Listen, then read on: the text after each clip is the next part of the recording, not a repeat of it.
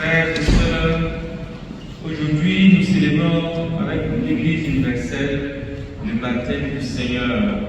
C'est un événement qui marque le début de la mission publique de Jésus. En ce jour, donc, nous sommes invités à réfléchir sur notre propre baptême et sur la mission à laquelle nous sommes appelés par ce baptême en tant que disciples du Christ. Dans le psaume 29 qu'on a chanté merveilleusement, nous avons entendu l'appel à rendre gloire au Seigneur. Rendez au Seigneur politique, rendez au Seigneur gloire et puissance, rendez au Seigneur la gloire de son nom, adorez-le éblouissant de sainteté. Ce psaume nous rappelle la grandeur et la majesté de Dieu. La grandeur et la majesté de Dieu. Et nous invite à l'adorer. Adorer le Seigneur avec révérence et humilité, comme vous avez choisi de le faire. Venez ici. La voix du Seigneur est puissante et majestueuse.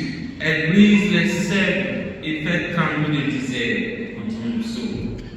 En reconnaissant la puissance de Dieu, nous sommes appelés à nous soumettre à sa volonté, à rester à l'écoute et à vivre selon ses commandements en toute confiance qu'il disposera de tout pour le bien de ses enfants. Et dans le livre du prophète Isaïe, nous avons entendu: voici mon serviteur que je soutiens, mon élu, en qui j'ai mis toute ma joie. J'ai mis mon espoir sur lui. Il annoncera la justice aux nations. Ce passage prophétique nous parle bien sûr de celui qui est baptisé, Jésus, le serviteur de Dieu. Des siècles avant, Dieu parlait de son Fils et il est venu pour apporter la justice et la lumière au monde. Par notre baptême, frères et sœurs, nous sommes également appelés à être des serviteurs de Dieu, porteurs de justice et de paix, comme celui qui est baptisé Jésus, porteurs de justice et de paix. Le prophète Isaïe continue: il ne criera pas, il ne lèvera pas la voix, il ne la fera pas entendre dans les rues, il ne brisera pas le roseau froissé, il ne tiendra pas la mèche qui brûle encore, il annoncera la justice selon la vérité. Donc vous voyez, il est présenté comme quelqu'un de bon, qui ne crie pas sur les gens, qui ne maudit pas, qui n'achète pas ceux qui sont déjà en souffrance, et qui cache, qui les conforte, qui lui donne l'espoir. Jésus, dans sa mission, a montré cette douceur et cette compassion infinie. Il a guéri les malades, consolé les affligés, apporté l'espérance à ceux qui étaient en train de la perdre, à ceux qui étaient dans la ténèbres. Alors nous sommes appelés, aujourd'hui nous révélons notre propre baptême, nous sommes appelés à suivre son exemple, à agir avec douceur et compassion, avec ceux avec qui nous vivons, qui nous entourent. Et si nous ne sommes pas capables d'agir comme lui pour apporter douceur et compassion, passons, n'achevons pas, n'abîmons pas. Si vous ne pouvez pas faire le bien, au moins passez, n'allez pas achever. Quelqu'un qui est en souffrance, vous ajoutez à sa souffrance, vous condamnez vous-même, vous créez votre enfer. Que le Seigneur vous en garde.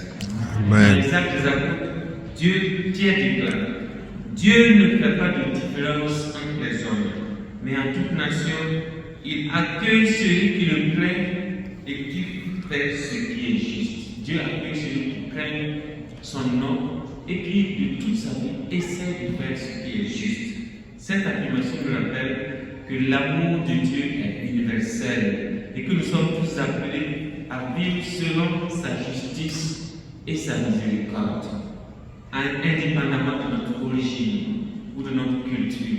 Parce que baptisés au nom du Père, du Fils et du Saint-Esprit, nous venons les mêmes.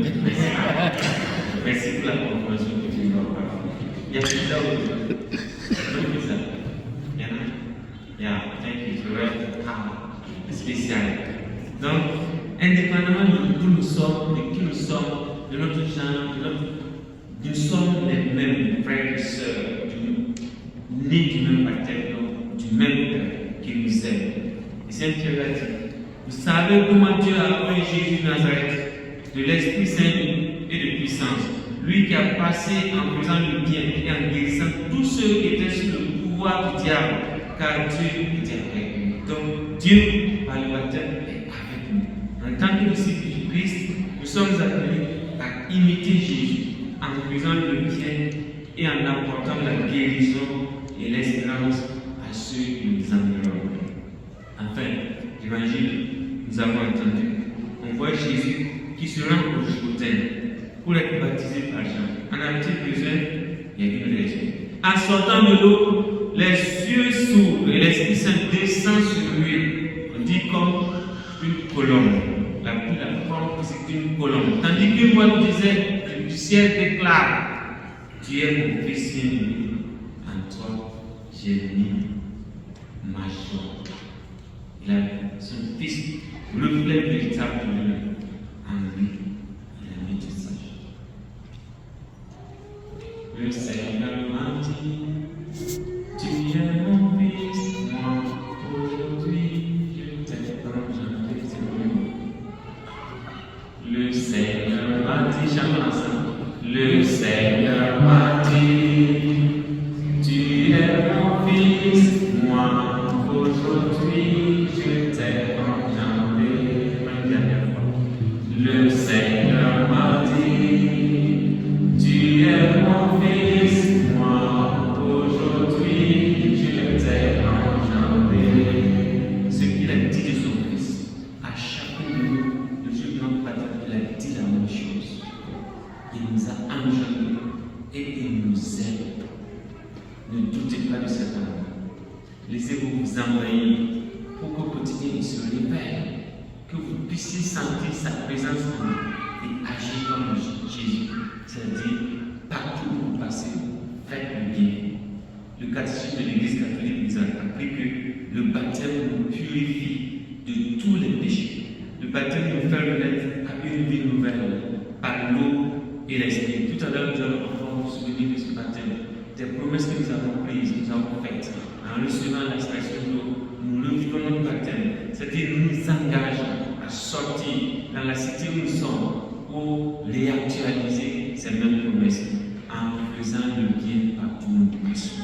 Ce baptême nous incorpore au Christ, au corps du Christ, et nous fait membres de l'Église, comme assis ici en dessous.